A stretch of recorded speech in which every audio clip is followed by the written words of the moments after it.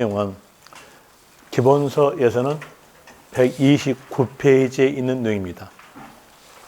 겸용주택에 대한 내용은 겸용이니까 주거와 주거 외 용도가 같이 있는 건물을 보고 겸용주택 그래요.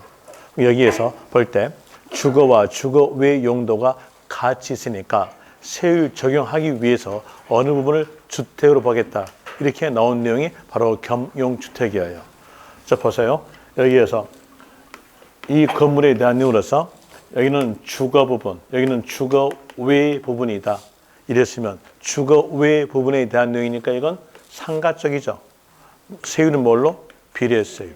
이건 주거니까 주택, 노진세율로 갑니다. 그래서 어느 부분이 주택이라는 것을 알려줘야 돼요. 그래야 세율을 적용할 수가 있는 겁니다. 그러기 위해서 나온 것이 겸용주택에 대한 내용인데 거기에 대한 내용 먼저 읽어줄게요. 동그라미 1번 한 동, 동자에다가 동그라미. 그리고 동자 위에다가 이렇게 적으세요. 아파트. 아파트라고 적으세요.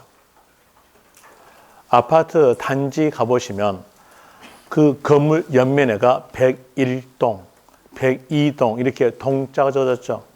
이렇게 적어진 원인이 뭐냐면 호별 소유권자가 따로따로 있으니까 동자가 적어진 겁니다.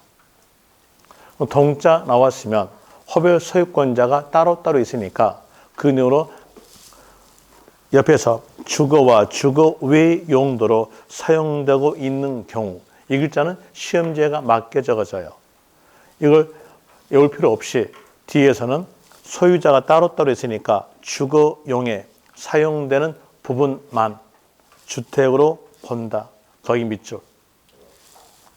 주거용에 사용되는 부분만을 주택으로 본다. 밑줄. 그 다음에 동그라미 2번에서 한 구, 구자 동그라미. 이렇게 적으세요. 한 사람 소유자의 건물. 한 사람 소유자의 건물.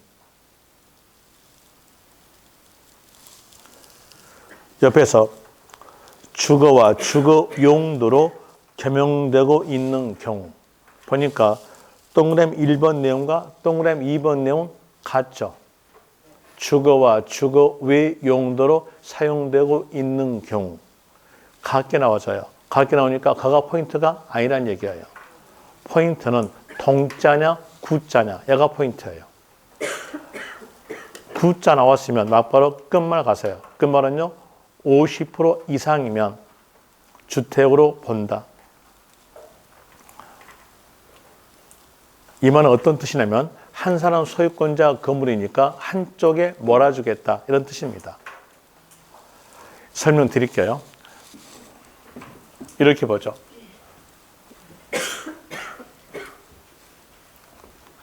자, 요 건물에 대한 내용이 1층부터 25층까지의 건물입니다. 그러면서 1층에 대한 내용은 상가로 사용되고 있는 것이고 그리고 2층부터 25층까지는 아파트로 사용되는 겁니다. 여기에서 1층이니까 얘가 101호였다 해보고요. 얘가 25층이니까 2501호였다로 하였을 때 여기에서 호별 소유권자가 따로따로 있겠는가? 아니면 이 건물 전체가 한 사람 소유자이겠는가를 구별을 합시다. 어떨까요? 호별 소유권자가 따로따로 있어요. 호별 소유권자가 따로따로 있는 이 건물을 보고 동자라 그래요. 그럼 여기 소유자가 따로따로 있으니까 이 소유자에게 재산세에 고지서 발급해서 징수하겠죠. 그럼 이 소유자에게 고지서 발급되는데 고지서에는 과세표준과 세액을 적어 그랬어요.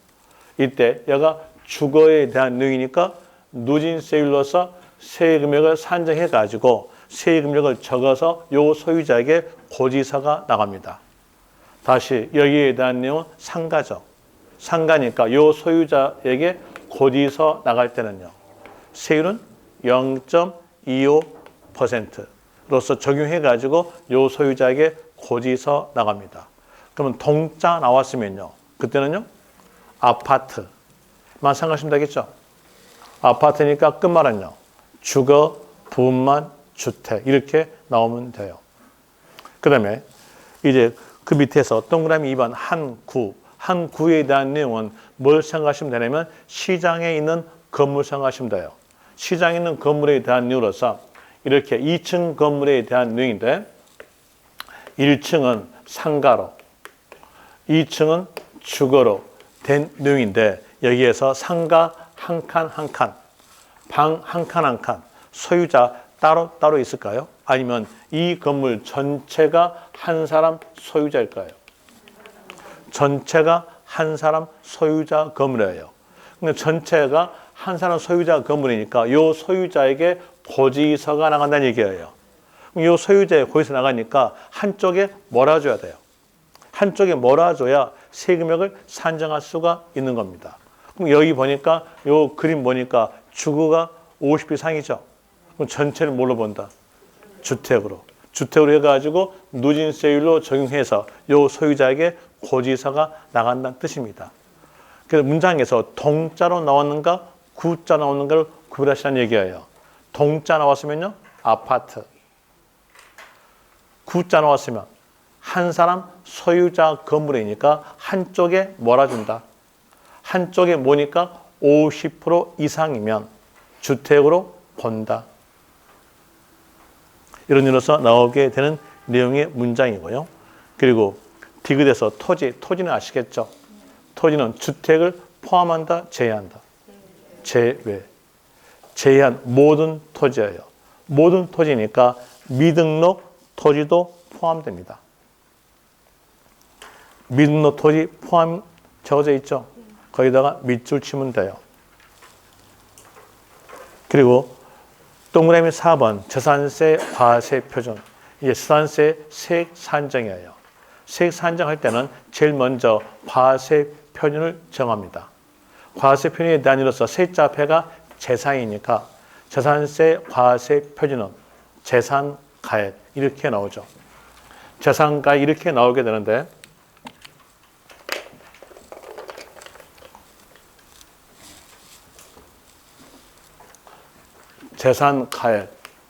재산가액이었을 때 이 가액에 대한 내용이 어떤 가액일 것인가를 봅니다. 재산세가 신고입니까? 결정입니까? 결정이죠. 결정이니까 이 가액에 대해서 신고가다 이 말은요 절대 나올 수가 없어요. 나왔다면 틀려요. 또 사실상 취득가로서 취득세 신고하죠. 사실상 취득가 이 말도 나올 수가 없어요. 나왔다면 틀려요. 사실상 취득가, 신고가 이 말은 나오지 못합니다. 또 장부가다 이 말도 나오지 못해요. 그럼 이 가액은 뭘로 하겠는가? 지방자치단체가 지방세를 징수하기 위해서 각 물건마다 매년마다 공고된 가액값입니다. 공고된 가액이 시가 표준액이죠. 시가 표준액을 기초로 한다. 취득세에서 배울 때 시가 표준액에 대한 내용은 마지노선 그랬죠. 요 밑으로 내려가지가 않은 거예요. 그래서 이 가액은 시가 표준액을 의미하고 있는 겁니다. 기초로서 산정된다 이렇게 나오고 아까 배웠던 내용으로서 재산세를 징수하고자 하는 때에는 토지, 건축물, 주택, 선박, 항공기로 구분한 고지서에 과세 표준과 세액을 적어 늦어도 납부기 시 5일 전까지 발급한다 했어요. 그래서 포인트가 뭐였어요? 구분한다. 그럼 이 재산을 합치겠다, 따로따로다. 따로따로예요.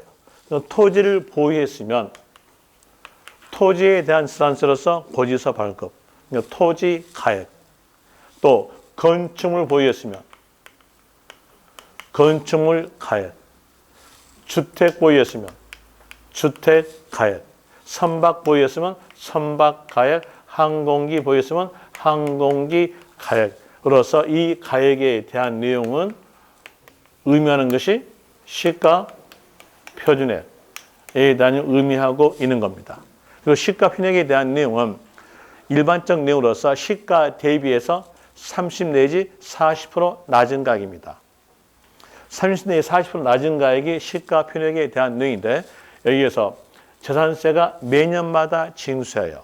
매년마다 징수하니까 부동산 가액은 일반적입니다. 생각은 일반적 합시다. 일반적으로 부동산 가액은 상승합니까? 하락합니까? 일반적으로. 뭐 올해만 아파트가 떨어질 뿐이지 거기 있으면 올라가겠죠. 그러니까 이건 일반적 내용으로서 상승해요. 그럼 여기 부동산에 대한 내용의 시가가 상승한다. 그럼 상승하면 그러니까 시가가 상승되면 더불어 상승하는 것은요. 시가 표준액 또 올라갑니다. 이것 때문에 법이 나와야 돼요. 한번 보죠. 전년도 매년마다 징수한다고 했으니까 전년도에서 시가 표준액에다가 세율을 곱해가지고 세금액을 산정해서 고지서가 나오는데 그 고지서에 대한 내용이 30만 원이었다 합시다. 그리고 지자체가 다음 연도, 해당된 연도에서 시가 표준액에다가 해당되는 세율을 곱해가지고 세금액을 산정해 보니까 시가가 올랐으니까 이것도 오르게 되겠죠. 그때 세 산정된 금액이 50만 원이었다 합시다. 그리고 어떠한 조치가 없이 막바로 고지서가 나간다. 그러면 이제 이 고지서 받아본 사람은 여기에서 아니 작년은 30만 원인데 왜 올해는 50만 원이야? 너무 오른 거 아니야? 하면서 입에서 욕 나오겠죠. 안 나올까요? 욕 나와요. 지금 보세요. 도시가스 올라가니까 욕 나오잖아요. 그러니까 입에서 욕 나옵니다. 욕 나오니까 그 욕 나온 걸 대비해가지고 대통령이 시장 가치를 반영해서 퍼센트에 대한 걸 곱하는 겁니다. 그게 공정 시장 가액 비율이에요. 시장 가치를 반영해가지고 퍼센트를 곱하겠다라는 이유로서 여기에다가 여기 시가 표준액에다가 공정 시장 가액 비율을 곱한다. 이 내용으로서 법이 만들어집니다. 그리고 여기에 대한 내용을 이제 시험 문제하고 연결시켜 봅시다. 연결시켜 볼 때 공정 시장 가액 비율의 뜻에 대한 내용은 시험제가 맞게 적어져요. 그럼 외울 필요 있어 없어요? 없어요. 또 여기에 대한 내용은 대통령이 정한다. 이것도 맞게 적어져요. 외울 필요가 없어요. 그럼 우리는 뭐만 아시면 되냐 하면은요, 요 글자만 아시면 돼. 그런데 시험지에는 시장 가액 비율에 대한 내용은 전부 다 맞게 적어져. 우리는 뭐만 알면 되냐? 이게 맞냐 틀렸냐만 알면 되겠죠. 그러면 단어를 짧게 외우셔야 돼. 짧게 외우시면서 이제 부동산에 대해서 과세 표준 물어봤다면 공정 단어가 있어야 된다. 공정 단어 없으면 틀렸다 하시면 돼요.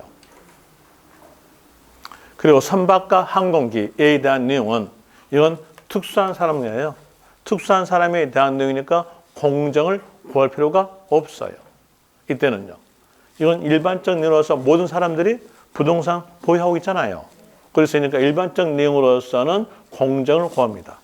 부동산을 구하나 선박과 항공기 소유자에 대해서는 특수한 사람들이니까 이때는 거부하지 않고 그대로 시가 표준액 이렇게 나오게 되는 거죠. 이제 알아야 될 거.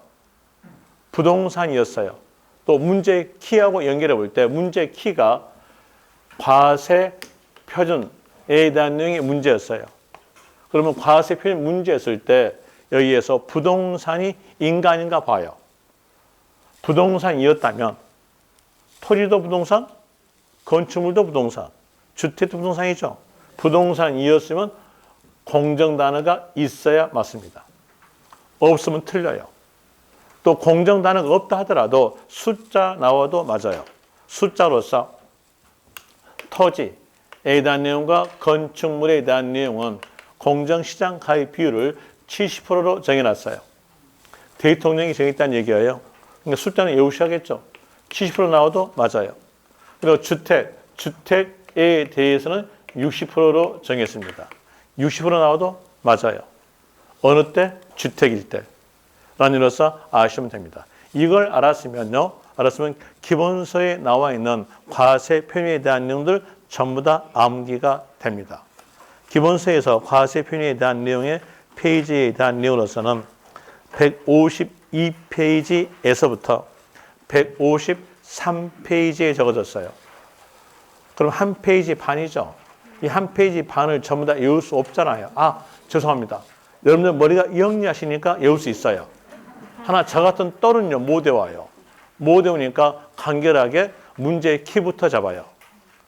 문제 키가 재산세, 과세 표준이었다고 하였으면 포인트를 잡죠. 포인트로서 부동산이었을 때 있는 단어, 공정 단어가 있어야 된다. 공정 단어 없다 하더라도 토지, 건축물이었으면 70%, 주택이었으면 60%. 이 글자 있었을 때 맞다. 없으면 틀리고요. 선박 항공기는 그대로 시가 표준이에요. 근육 아시라고 어휘의 위문에다가 적어놨어요. 예쁘게 적어놨어요. 15페이지 보시면 오른쪽 보세요. 오른쪽 보니까 위에가 예쁘장하게 시커멓게 하나 칠해놨죠. 네. 뭐가? 공정이. 공정에다가 동그라미. 이것만 알고 있으면 문제는 다 풀려요. 그럼 여기에 대한 내용으로서 문제 한번 풀어봅시다. 문제에 대한 내용으로서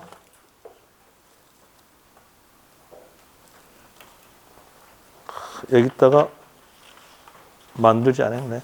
그러면 기본서에서 문제가 있나? 아, 기본서 문제는 또 빵꾸지.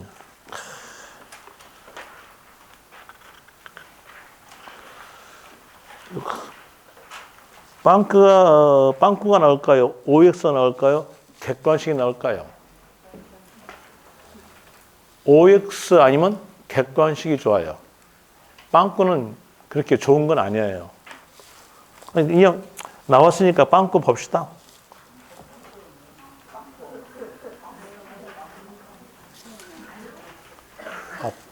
이 사람들이 말한 게 빵꾸예요. 이렇게 보시오. 168페이지 보세요. 보시면 이렇게 돼 있죠. 이렇게 해요. 이렇게 돼가지고 이렇게 1번, 2번 돼 있잖아요. 얘는 이렇게 돼 있는데 원래 이걸 가리는 겁니다. 이게요. 가려가지고 여기다 적으란 거죠. 시험이 주관식입니까? 객관식입니까? 주관식이요? 아, 이건 주관식이에요. 그래서 빵꾸는 주관식 그래요. 근데 우리 실질 시험은 객관식이에요. 그러니까 빵꾸가 별로 좋은 건 아니란 얘기예요. 빵꾸를 하려면 다 외우셔야 돼. 전부 다 외우셔야 되는데 객관식 시험은 다 안 해도 돼. 그렇잖아요. 방금 보세요. 여기에서 공정, 시장, 가액 비율 해가지고 8글자 외울 겁니까? 2글자만 외울 겁니까? 2글자만, 뭐만? 공정만. 그럼 되겠죠? 공정 단어만 아시면 돼요. 오늘 문제가, 내가 왜 문제를 안 만들어냈지? 왜 안 줬지? 문제를 안 줬네. 그러면 이제 문제 풀어보죠. 여기에서 168페이지, 166페이지 없고 167페이지에서 11번 문제. 11번 문제부터 합시다. 11번 문제에 대한 내용으로서 제일 먼저 문제의 키를 잡아야죠. 문제의 키 잡는 건 은자 앞에 있는 글자, 아니 맞춤표 앞에 있는 글자가 문제의 키의 80%입니다. 왜 이렇게 문제의 키를 잡냐면요. 지금 현재 문제들은요. 포괄적 내용의 문제 나와요. 포괄적 내용의 문제는 이렇게 나오죠. 다음은 재산세에 대한 설명이다. 옳은 것을 골라라. 틀린 것을 골라라. 이런 내용들이 포괄적 내용의 문제예요. 이렇게 포괄적 내용의 문제가 나왔다면 선다 1, 2, 3, 4, 5마다 문제 키 잡고 문제 푸셔야 돼요. 그러기 위해서 문제 키를 잡는 겁니다. 거기 보니까 여기서 은자 앞에 뭐가 나옵니까? 과세 표준. 이제 문제 키 잡아냈죠.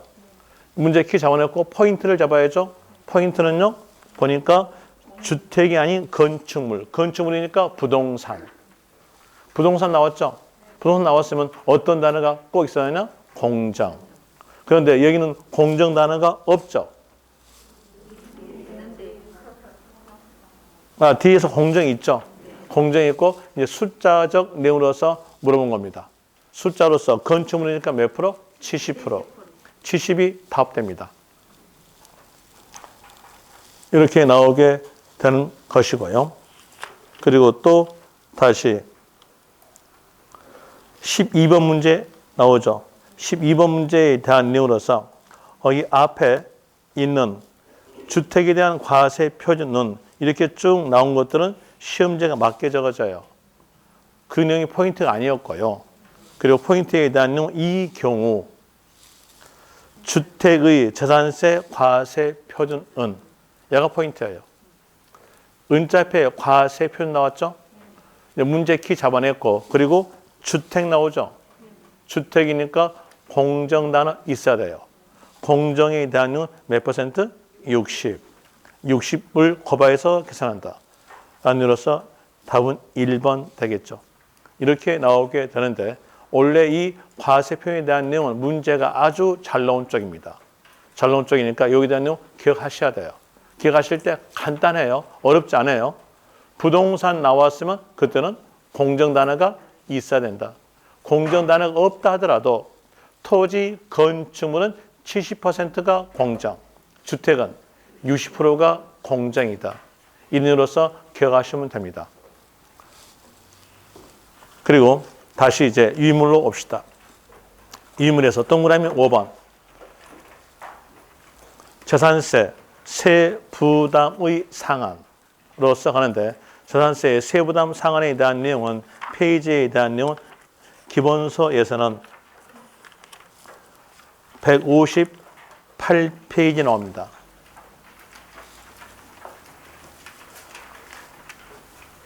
그리고 기본서에서는 그렇게 나오고 이제 요 유인물에 대한 이로서 15페이지에서 동그라미 5번 내용 읽어줄게요. 예습은 안 읽었을 거니까 예습 차원에서 읽어줍니다. 당해 재산에 대한 재산세 산출세기 직전 연도의 동그라미. 직전 연도란 말은 바로 앞에 연도, 그러니까 전년도의 당해 재산에 대한 재산세 세의 상당액의 100분의 150을 초과 경우는 100분의 150에 해당되는 금액을 당해년도 징수할 세율을 한다. 여기서 100분의 150에 해당되는 금액, 거기다가 밑줄. 설명을 드릴게요. 먼저 용어부터 봅시다. 용어에 대한 이로서 세, 부담, 상한 그랬어요. 여기서 상자가 윗상자, 한자가 한계한. 세 부담을 줄이기 위해서 위에까지 한계를 두고 그 한계를 초과된 부분은 없겠다. 그 한계가 100분의 150까지 된 거죠. 그래서 100분의 150까지의 단위니까 150%까지 징수한다. 이게 바로 세부담 상한입니다. 이제 이 내용으로서 볼 때 전년도에서 전년도 세액 금액이 고지서 나갔을 때 그 고지서에 적어진 금액이 100만 원이었어요. 그리고 당해 연도에서 해당된 연도에서 지자체가 세액을 산정해 보니까 180만 원 나왔어요. 과세 표준에다가 공정시장 가입비를 곱해서 과표 나왔을 때 그때 세율까지 곱해 보니까 180만 원이에요. 어떠한 조치가 없이 막바로 그 소유자에게 고지서 나갔다. 그러면 고지서 받자마자 이 소유자는 입에서 또 욕 나옵니다. 아니 작년에는 100만 원인데 왜 올해는 180만 원이야 하면서 세금에 대해서 부담을 끼거든요. 이 욕 나옵니다. 욕 나온 것을 막기 위해서 이 전년도 세 금액에다가 150%를 곱해요. 그럼 나온 금액은요? 150만 원. 그럼 150만 원 초과된 금액 30만 원은요? 없겠다. 얼마까지만 징수하겠다? 150만 원까지만 징수하겠다. 이 내용이 바로 세부담 상한에 대한 내용인데 여기에서 요 100분의 150에 대한 내용을 어디다 구합니까? 전년도.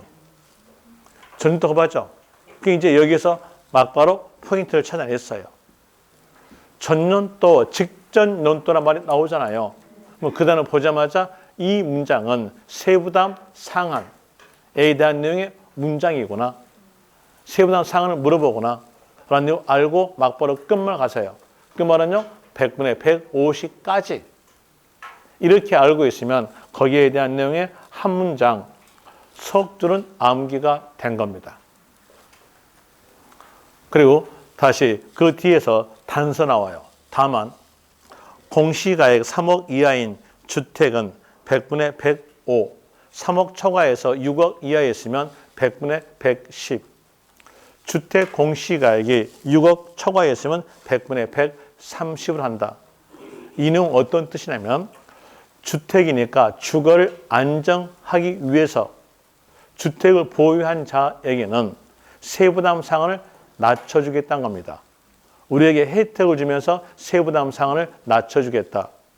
이 내용으로 나온 것이 바로 단서 조항에 대한 내용인데 우리에게 혜택 준다 했으니까 아니 낮춰주는데 뭔 혜택을 줘? 이렇게 생각할 것 같으니까 여기서 대입시켜 봅시다. 자, 주택 공시가액이 3억이었을 때에 작년에 세금액이 100만 원으로서 고의서 나왔어요. 그리고 당해 연도에서 지자체가 세액을 산정해 보니까 180만 원이었어요. 이래 되니까 이제 여기 전년도의 세금액에다가 주택 공시가액이 3억 이하였으니까 100분의 105를 곱해요. 그럼 100분의 105니까 105%를 곱하게 되면 나온 금액은 105만 나오죠. 그러면 초과된 75만 원은요? 없는 거다. 혜택 줬어 안 줬어요? 혜택 줬어요. 어디에다가? 주택에다가. 목적은요? 주거 안정 목적으로서 혜택을 준 겁니다. 이제 이 내용을 알고 그 숫자를 전부 다 외우고 싶어 하는데 그 숫자에 대한 내용은 시험지에가 맞게 적어져요. 맞게 적어지니까 우리는 이렇게 하시면 돼요. 직전 연도라는 글자가 있으면 그 글자를 개별적 문제 키로 잡아요.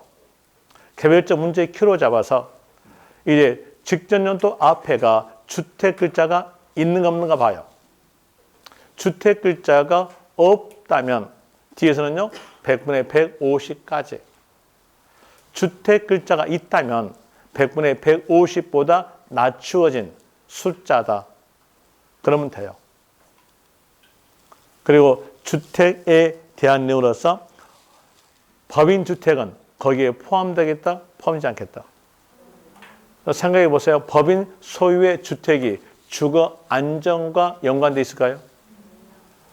법인은 형체가 없잖아요. 형체가 없으니까 법인 주택은 이 주택에 들어있지 않습니다. 법인 주택은 일반적 경우예요. 일반적 경우로서 100분의 150까지. 주택 글자 있으면요. 그때에 대한 내용 100분의 150보다 낮추어진 숫자다. 이렇게 기억하시면 돼요. 그러면 거기에 대한 내용은 전부 다 기억하게 됩니다. 그렇게 하시라고 거기다가 문제 푸는 요령 적어놨죠. 그 내용으로서 문제 푸시면 됩니다. 그리고 동그라미 6번 소액 징수 면제. 이 소자가 적을 소자, 액자가 세액 액자. 세금액이 적으면 징수하지 않겠다라는 내용이 소액 징수 면제에 대한 내용인데 이때 세금액은 2,000원 미만이에요. 2,000원 미만 밑줄. 그러면서 미만 글자에다가 동그라미. 말씀드리면은 미만 그러면 앞에 숫자는 버리는 겁니다. 앞에 숫자 버리니까 1999원부터 시작해서 아래된 숫자는 징수하지 않겠다는 뜻이에요. 그러면 결국적으로서 2,000원이었으면요. 징수합니다. 2,000원이었으면 징수한다는 것을 조심하시라고 적어놨어요. 2,000원 징수한다. 2,000원 미만일 때 징수하지 아니한다. 이렇게 나오게 되죠.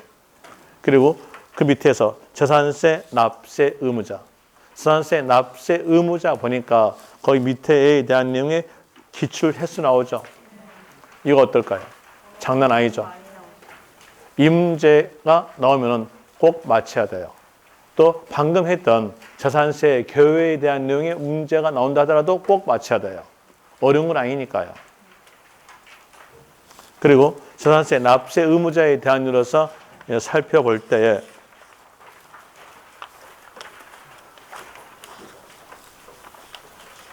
볼 때 16페이지에서 옆에서 원칙 납세 의무자 뜻부터 먼저 볼 때 납세 의무자 뜻은요. 그 세금을 징수할 수 있는 법률적 근거를 갖춘 자가 납세 의무자 뜻이에요. 법률적 근거를 갖춘 자에 대한 내용이니까 취득세에서 징수할 수 있는 법률은요. 셋째 앞에 취득. 그럼 취득세 납세 의무자는 취득한 자. 취득세가 사시효과세를 택하니까 앞에다 붙여요. 사실상 취득자. 등록민허세에서 납세 의무자 그러면요. 셋째 앞에가 등록이니까 갖춘 자니까 등록한 자. 이렇게 나오죠. 재산세에서 납세 의무자 그러면요. 셋째 앞에 보유에 대한 내용이니까 소유자. 재산 보유잖아요. 소유자. 소유자가 납세 의무자. 소유자가 납세 의무자이고요.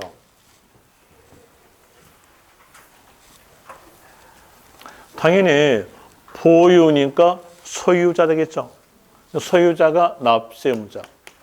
그리고 재산세에 대한 내용도 사실과세를 택해요. 앞에서 배웠잖아요. 사실과세. 사실과세 택하니까 앞에다가 붙여요. 사실상 소유자. 그리고 재산세는 매년마다 징수합니다. 매년마다 징수하니까 어느 시점에 소유한 자에게 징수하겠다라고 법에서 날짜를 정한다. 기준 1. 기준 1 시점에 사실상 소유자.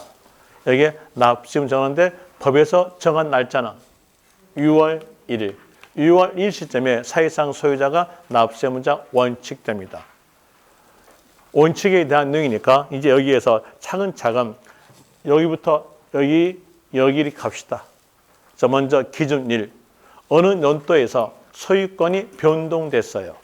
그랬을 때 그때 연도의 납세 의무자에 대한 내용은 보유한 기간만큼 배분한다. 이러면 틀려요. 기준 1 시점에 사실상 소유자입니다. 이렇게 한번 가정해 봅시다. 자, 여기에서 이 연도에서 기준일은 6월 1일 됐고 6월 1일 전에 을이 갑에게 잔금을 줬어요. 그럼으로써 갑으로부터 을에게 소유권이 넘어갔다 합시다.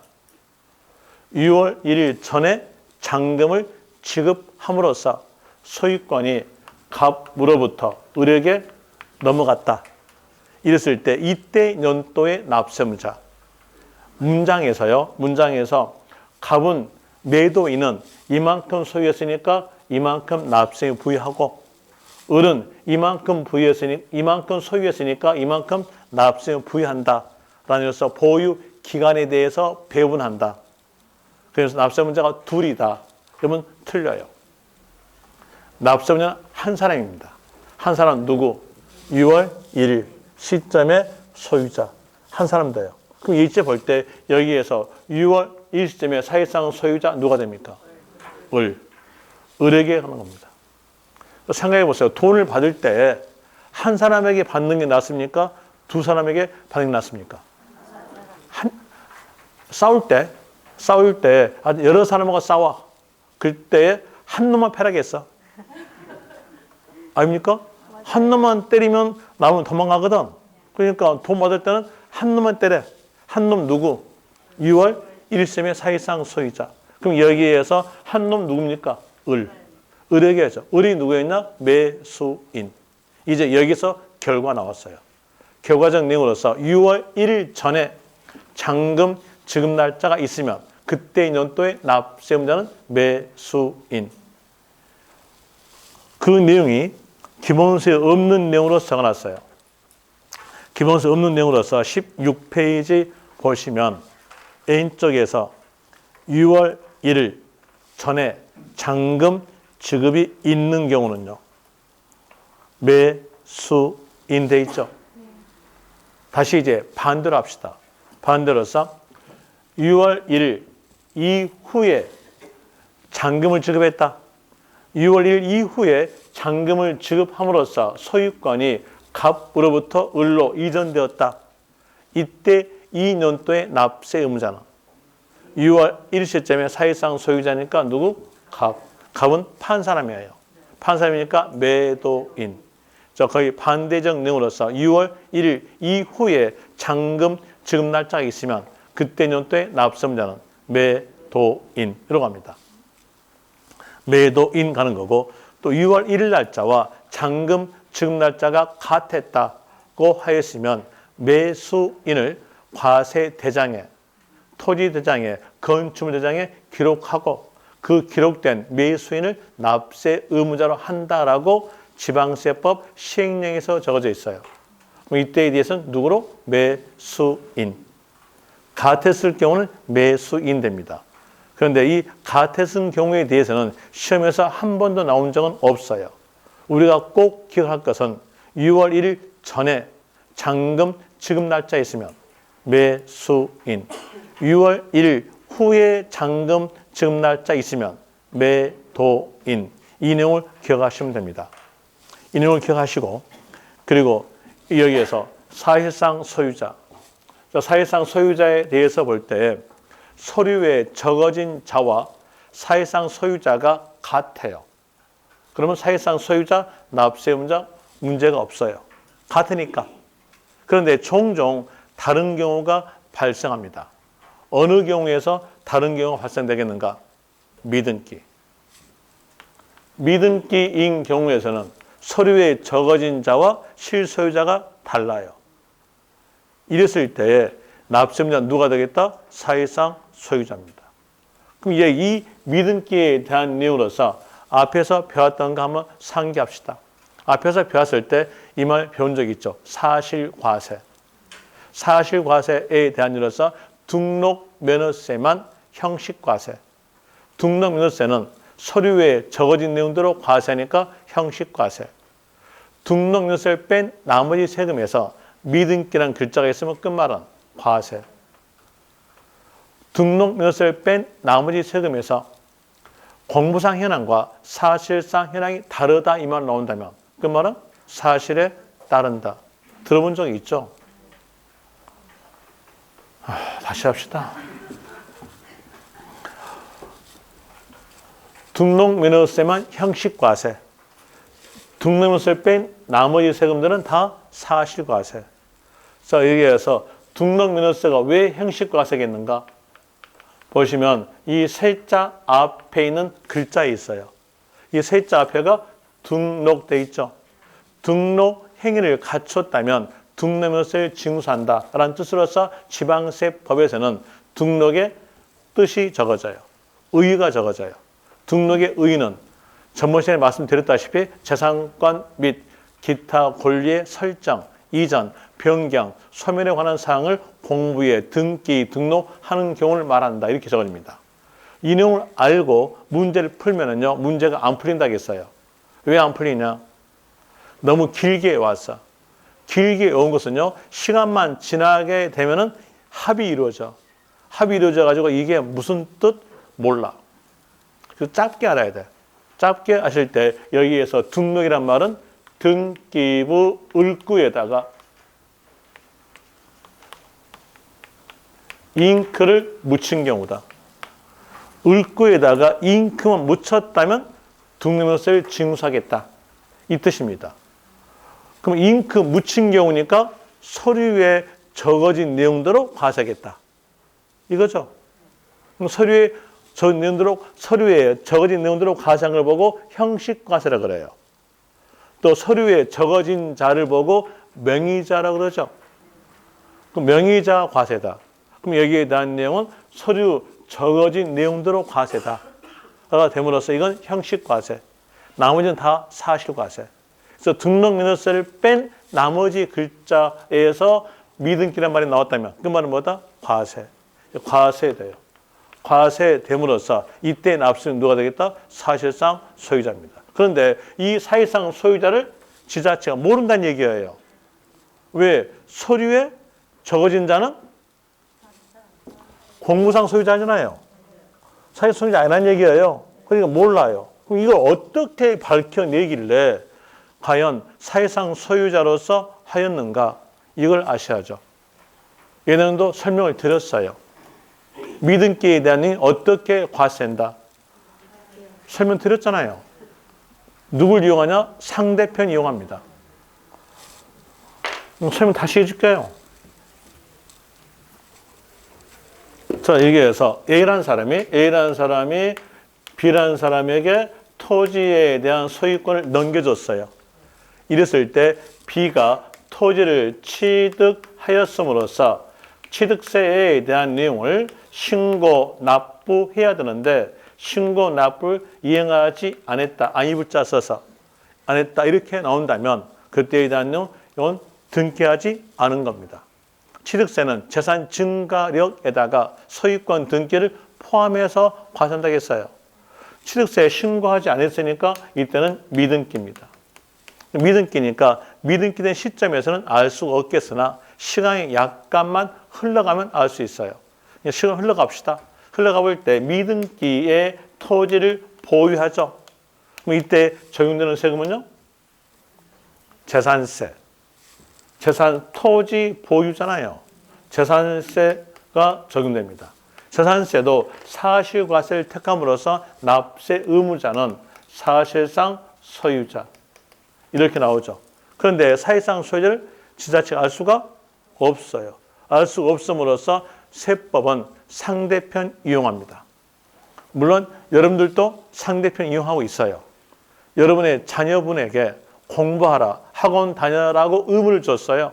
그런데 그 자녀분이 학원 다니지 않고 PC방에서 놀고 있어요.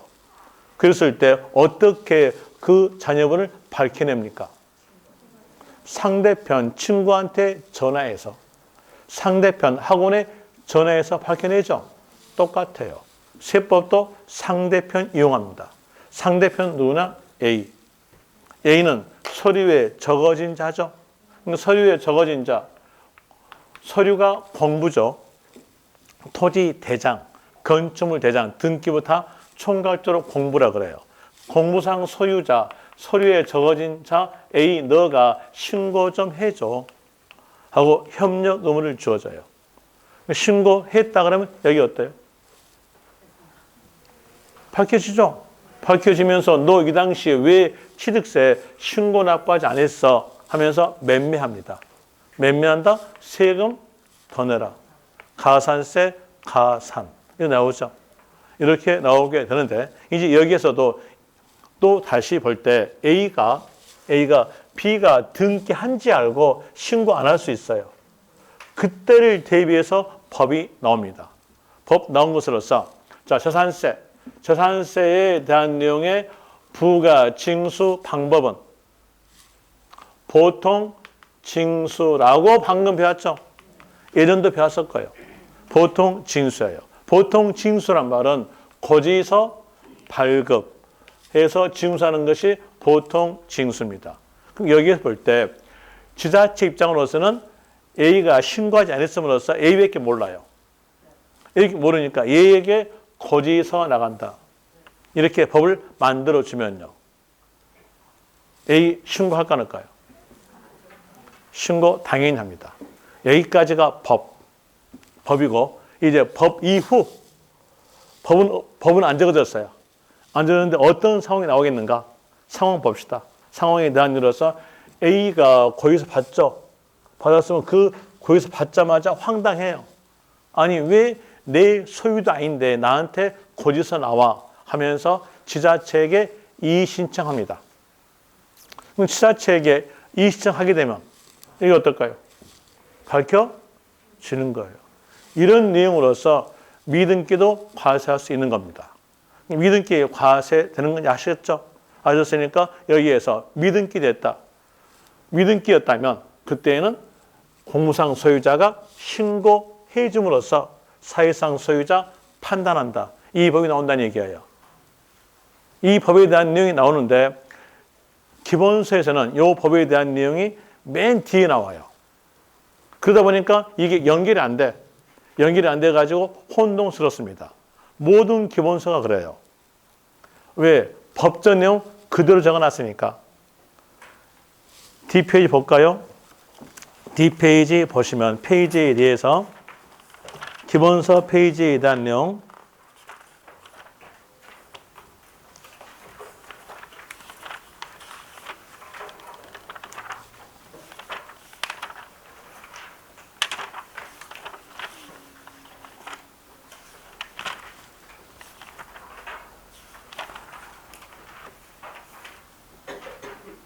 이건 앞에 또 전화네. 이건 여러분 기본서는 괜찮네요. 150페이지 보세요. 150페이지에서 왼쪽 날개 보시면 신고 의무 다음의 어느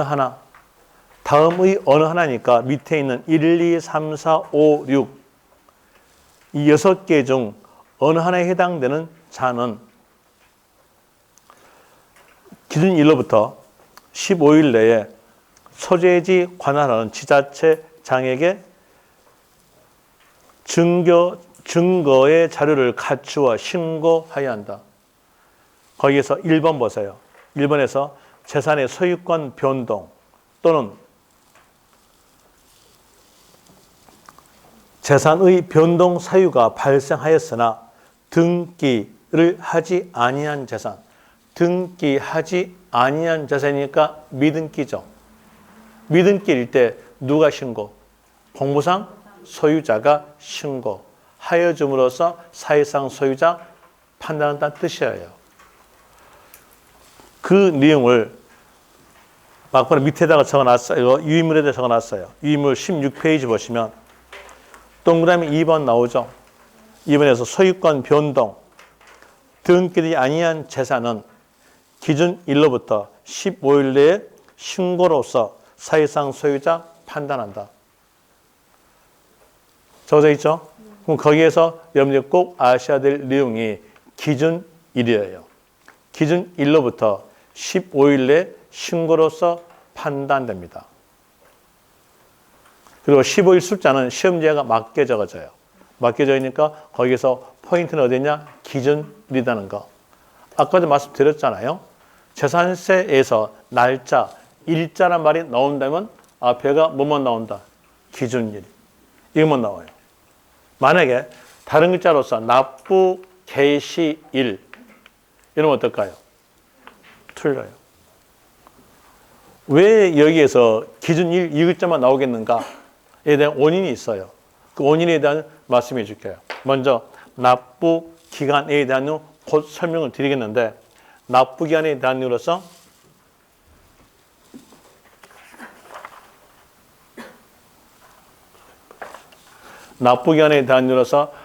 뒤에서 한번 보고 갑시다. 기본서에서 한번 보죠. 기본서에서 납부 기간에 대한 이유로서 보는데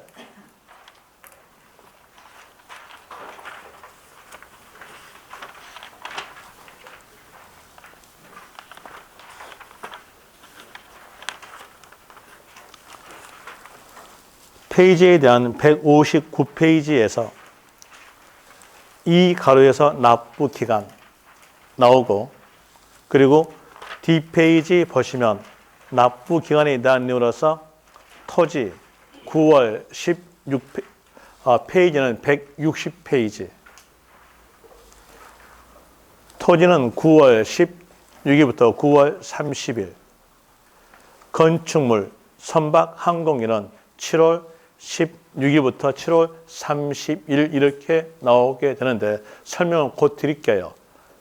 드리겠는데 거기다가 별 표시 하나 하세요.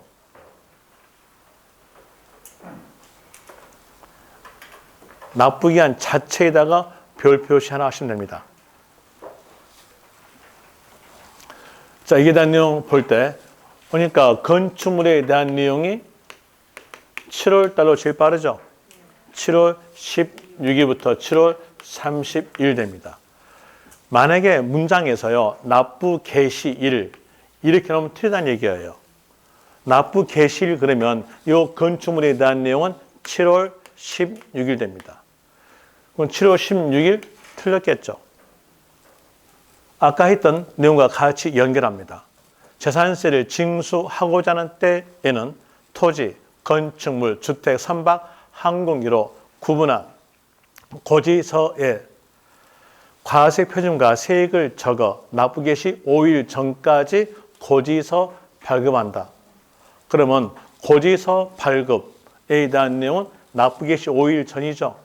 5일 전이니까 언제 고지서 나간다? 7월 달. 7월 달에 고지서 나가죠.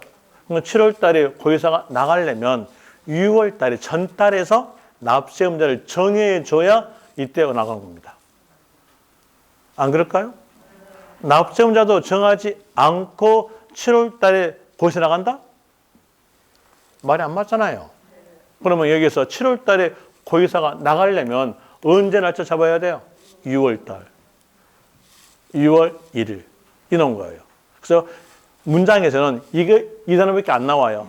기준 일일밖에 안 나와요. 어느 세금에서? 보유 세금에서. 그럼 이제 보세요. 여기도 볼 때 기준 일로부터 나오죠. 아니, 납세 문제를 정해야 될 거 아니에요. 언제 정한다? 6월 달에. 그러니까 기준일로부터 15일 내려갑니다. 거기서 15일 숫자는 맞게 주니까 그 숫자가 포인트가 아니고 기준일이라는 거. 이 내용이 문제가 몇 번 나왔냐면 3번 나왔어요. 3번 나오는데 3번 나올 때마다 여러분 다 틀렸어요. 어떻게 나왔냐면 나온 것이 그때 당시는 10일입니다. 10일이었고 지금은 15일인데요. 그때 당시로 할게요. 사유 발생일로부터 10일 내에 공상 소유자의 신고로서 사실상 소유자 판단한다. 사유 발생일일까요? 아니에요. 어디로 가야 돼요? 기준일. 이렇게 나왔었고요. 또 한 번 나온 것은 취득일로부터 거기에서 10일 내. 틀렸겠죠? 납세 의무자는 언제 정하는 거예요? 6월달. 6월달 정하니까 기준일 이렇게밖에 나오지 않은 겁니다. 기준에다가 포인트를 잡으세요. 자, 이렇게 해서 미등기에 대한 내용으로서 공상 소유자가 기준일로부터 15일 내에 신고해야 돼요. 신고함으로써 사실상 소유자에게 이제 7월 달에 고지서 나가면 되는 거예요.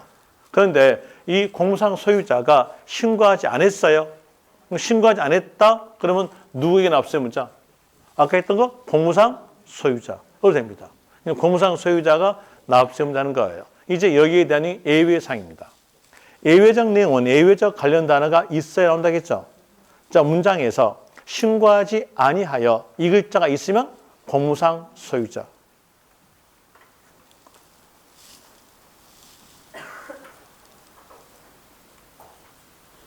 기본서하고 같이 연결해서 봐줄게요. 기본서 보세요. 기본서의 단위로서 페이지에 대한 내용. 몇 페이지 보시냐면 150페이지 보세요. 150페이지 보시면 1가로에서 동그라미 1번. 1번 보니까 한 문장으로서 석줄이에요. 그 석줄 내용 읽어드리면 공무상 소유자가 매매 등의 사유로 소유권 변동되었는데도 신고하지 아니하여. 뭐 나왔어요? 신고하지 아니하여. 이 말 나오니까 끝말은요. 공무상 소유자. 다시 또 보세요. 거기 밑에 동그라미 2번 보세요. 공무상의 개인 등의 명의로 등재되어 있는 사실상 종중재산으로서 저는 여기서 종중 뜻이 어떤 뜻인지는 몰라요. 누가 잘하냐? 민법이 잘합니다. 저는 모르고요. 종중재산으로서 종중소유임을 신고하지 아니 뭐 나왔어요? 신고하지 아니하여. 이 말 나오니까 납세의무자는요. 공무상 소유자. 이제 이 문장 바꿔볼까요? 공무상에 개인 등의 명의로 등재되어 있는 사실상의 종중재산으로서 종중 소유임을 신고한 경우에는 공무상 소유자를 납부할 의무를 부여한다. 틀려요. 신고했죠? 누구로? 사실상 소유자. 신고하였다면 사실상 소유자가 납세문자. 그럼 포인트가 뭔지 아시겠죠? 문장에서 신고하지 아니하여 이 말 넣었으면 공무상 소유자다. 이렇게 아시면 되고요. 그 다음에 또 다시 이 가로 갑시다. 이 가로에서 상속에다가 동그라미. 개시된 재산으로서 상속 등기가 이행되지 아니하고 사실상 소유자를 신고하지 아니하여. 자, 신고하지 아니하에다가 동그라미. 상속 단어와 신고하지 아니하여 이 단어가 같이 연결되어 있다면 끝말은 주된 상속자로 가는 건데 이제 설명드릴게요. 상속이 이루어졌어요. 그리고 상속에 관한 등기도 하지 않고 신고하지 않았다고 하였으면 여기에 대한 내용의 법을 만든 사람이 상속단을 깜빡 잊고 법을 만들었어요. 이걸 깜빡 잊고 법을 만들었다고 하였으면 여기에서 무신고 나왔죠. 무신고 나왔으니까 납세 의무는 누가 되겠다? 공무상 소유자. 공무상 소유자가 됩니다. 이 공무상 소유자는 상속이니까 피나니까 돌아가신다? 피상속인 됩니다. 피상속인은 돌아가신 분이다. 이렇게 나가세요. 피나니까 돌아가신다. 그럼 될 거 아니에요? 상속인 나왔으면요. 피 안 났죠? 살아계신 분. 이제 피 났으니까 돌아가신 분이에요. 돌아가신 분에게 고지서 나간다면 우리는 참 좋아요. 세금 안 내서 좋고요.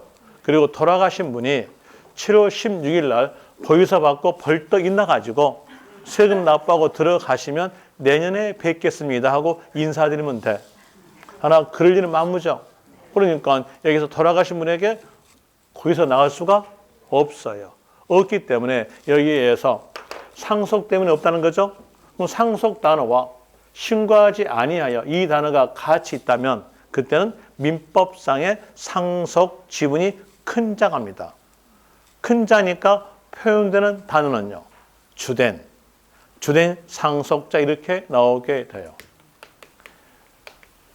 또 민법상의 상속 지분이 큰 자가 두 사람 이상이었다고 한다면 그때는 나이가 많은 자.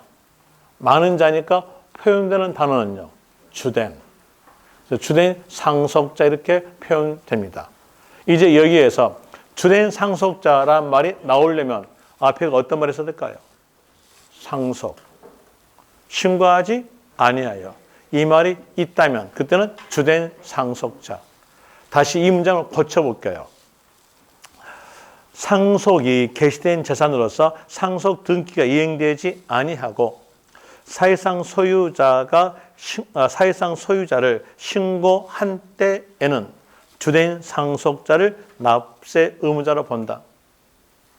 신고했죠? 신고했으니까 이때 누구로? 사실상 소유자.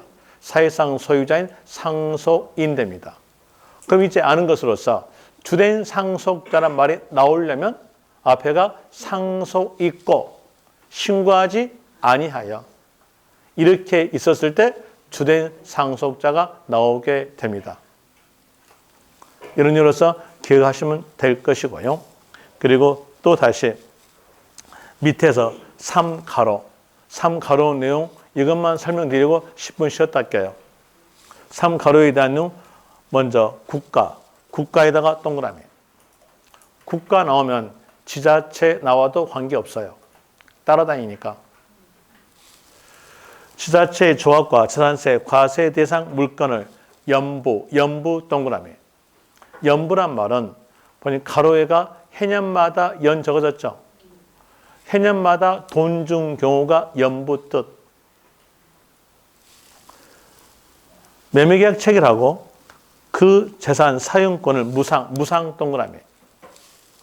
무상으로 받은 경우에는 매수계약자에게 납부할 의무를 부여한다. 매수계약자 밑줄.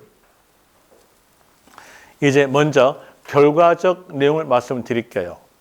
결과적 내용으로서 매수계약자란 말이 나오려면 세 글자가 다 있어야 돼요.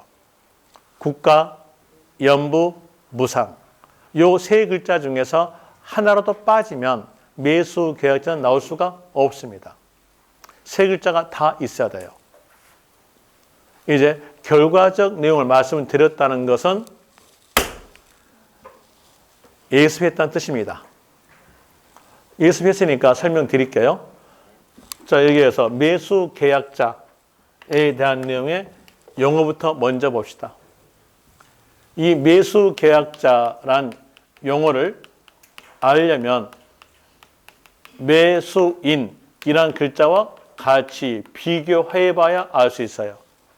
매수인이란 말은 소유권 넘겨받은 자죠. 소유자입니다.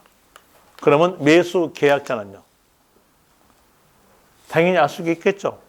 계약하고 소유권 넘겨받기 전자가 바로 매수계약자예요. 매수계약자는 소유자가 아니에요.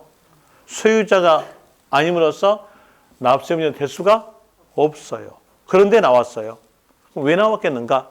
재산세가 매년마다 납세의무자 정합니다. 매년마다 6월달은 매년마다 오잖아요. 매년마다 납세의무자 정하고 그리고 이 연부란 글자 때문에 나온 겁니다. 연부란 말은 연 단위로 돈 준 경우다. 이 연 단위로 돈 준 경우의 이 연도에서 납세의무자 정하기 위해서 나온 겁니다. 연부란 말은 연 단위로 돈 준다. 라는 내용이 바로 연부란 것은 앞에서 배웠잖아요. 취득세에서 배웠으니까 이 내용을 그냥 대입시킵시다. 대입시켜서 상황을 만들어 보죠. 자, 상황을 만들어 볼 때 이때 시점에서 국가와 매년 말 2년간 5억씩을 지급하기로 하다. 그러면 여기에 대한 내용이 바로 연 단위로 돈 준 경우죠. 자, 국가하고 연부 계약 체결하다. 이렇게 끝났다 합시다.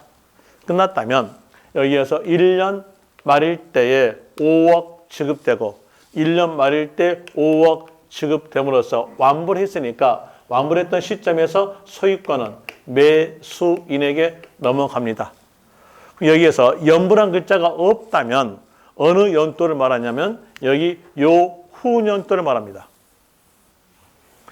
요 후년도의 납세의무자는 사실상 소유자인 매수인 됩니다. 이제 여기서 연부란 글자가 있죠. 있으니까 연부기간 연도의 납세 의무자를 정하기 위해서 나온 글자입니다. 이게 그럼 연부 연도 이 연 단위로 돈 준 기간 연도에 소유자는 누구 소유권? 자, 소유자가 이때에서 소유권이 매수인이 넘어가죠. 그럼 이때는 안 넘어갔죠. 누구 소유권? 국가 소유권. 국가, 너 이 두 개의 연도에 대해서 너 소유권이니까 너 재산세 납부해. 이러면 말이 맞아요? 자기가 징수할 금액을 자기가 납부한다? 말이 안 맞잖아요. 안 맞으니까 국가와 연부 계약 체결하다라고 끝났어요. 끝났다면 요 두 개 연부 기간 연도에서 비과세입니다. 이제 끝나지 않고 연결합니다. 연결해서 소유권 넘겨받지 아니한 매수 계약자, 너 요 두 개 연도 기간 동안에 월세, 여러분들 말하는 달세 주지 말고 사용해 그랬어요. 그럼 달세 주지 말고 사용해 했으니까 무상이죠. 무상으로 너가 사용해 놓은 겁니다. 그러면 국가가 납부할 재산세를 너가 대신 납부해. 왜? 무상 사용하니까. 그러면서 무상 사용됨으로써 납세는 누가 되겠다? 매수 계약자. 그럼 보세요. 여기에서 이 매수 계약자는 말이 나오려면 어떤 말이 꼭 있어야 돼요? 국가. 아니면요? 지자체. 연부 말을 꼭 있어야죠? 있어야 되고. 뭐도 있어야 돼요? 무상. 요 단어가 있어야 돼요. 이 세 단어가 다 있어줘야 매수 계약자가 됩니다. 이 세 글자 중에서 한 글자라도 빠지면 매수 계약자는 나타날 수가 없어요. 이렇게 세 글자만 알았으면 그 한 문장 다 암기가 된 겁니다. 한번 해볼까요? 국가 또는 지방자치단체, 지자체 조합과 재산세 과세 대상 물건을 연부 계약 체결하고 그 재산 사용 수익에 대해서 유상으로 부여받은 경우 납세 의무자는 매수 계약자이다. 아니에요. 맞아요, 틀려요? 틀렸어요. 전 여기에서 글자 딱 한 글자밖에 안 고쳤어요. 국가 나왔죠. 연부 나왔죠. 요 무를요 유 이렇게 바꿨어요. 한 글자만 바꿔놓으니까 정반대예요. 어떤 현상이냐면은요, 이 연부 기간 동안에 국가가 월세 받았죠. 받았으니까 납세는 누가 되겠다? 국가. 국가니까 비과세. 됩니다. 여기는 과세. 여기는요? 비과세. 이러니까 글자 한 글자 차이 가지고 정반대예요. 이러다 보니까 그 문장 다 외웠다 그러면 여러분만 손실이에요. 물론 외울 수도 없고요. 그럼 이제 여러분은 뭐만 하시면 되겠어요? 단어만 찾기 하면 되죠? 단어 찾기로서 국가 나오고 연부 나오고 무상 나왔으면 납세자는 매수 계약자다. 이렇게 세 글자만 알았으면 요 한 문장은 암기가 된 겁니다. 그것만 하시면 돼요. 그리고 또다시 여기에서 연부란 말이 없다 하더라도 선수금 받아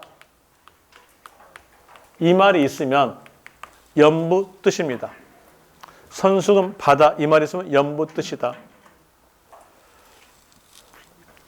원래는 연부란 말과 선수금 받아 말은 달라요. 선수금에 대한 내용을 말씀을 드리면 뭘 아셔야 되면 선지급금도 아셔야 되고 또 가수금, 가지급금 그것도 비교할 줄 아셔야 되고 미수금, 미지급금 이것도 비교할 줄 아셔야 되고 방금 말씀드렸던 가수금, 선수금 그리고 또 미수금에 대한 내용은 발생회계에서 나온 겁니다. 현금지위와 발생지위도 구별할 줄 아셔야 되고 현금지위와 발생지위까지 알았다면 거기에서 연말정산능도 아셔야 돼요. 그러면 그 내용들을 어디서 나오냐? 회계에서 나와요. 회계적 내용을 설명하게 되면 이게 3박 4일 걸려요. 3박 4일 걸렸다면요. 여기에 대한 내용 전혀 모르는 상황 나옵니다. 기간을 길게 하는 게 좋을까요? 짧게 해줄까요? 짧게. 그러니까 간결하게 합시다. 간결하게 뭐 이게 나는 어떤 시는 몰라. 몰라도 답만 내우면 돼. 그러니까 연부 말 넣으면 선수금 받아라는 말과 같다. 이러면 되겠죠? 이러면 되고 그리고 또 매수 계약자 이 말이 없다 하더라도 무상으로 부여받은 자. 자, 무상으로 부여받은 자. 이 말이 있으면 매수 계약자하고 같은 말이다. 라는 이로써 아시면 됩니다. 그런 이로써 아시면 되고 그 다음에 다시 그 옆 페이지에서 151페이지에서 4가로에 대한 내용 약속대로 10분 쉬었다 할게요.